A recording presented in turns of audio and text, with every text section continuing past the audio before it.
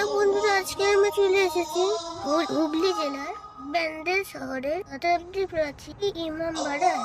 1341 সালে হাজী মোহাম্মদ মহসিন এই ইমামবাড়া তৈরির কাজ শুরু করেন। তার মৃত্যুর পর সৈয়দ কারামত আলী এর দায়িত্ব নেন।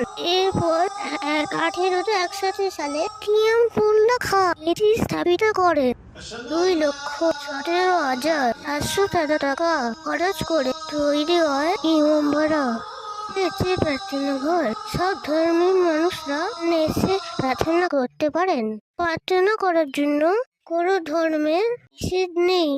আমার ভিডিওগুলি আমাদের কেমন লাগে কমেন্ট করে জানিও। এটা হচ্ছে সূর্য ঘড়ি। সূর্যের গতিবিধির ওপর সময় নির্ধারণ করে।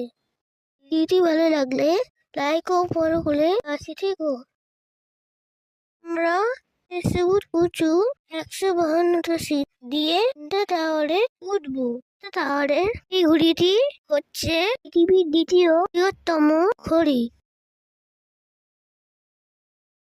উঠতে গিয়ে আমার খুব পা ব্যথা করেছে, কিন্তু যখন উপরে উঠে ওপর থেকে বাইরে এই প্রাকৃতিক দৃশ্য দেখলাম, তখন আমার পায়ে ব্যথা কমে গেল। বন্ধুরা, আমার এই ব্লগটি যদি তোমাদের ভালো লাগে তাহলে একটি লাইক করে দিও। আরো ভিডিও দেখার জন্য আমার চ্যানেলটি সাবস্ক্রাইব করে দিও।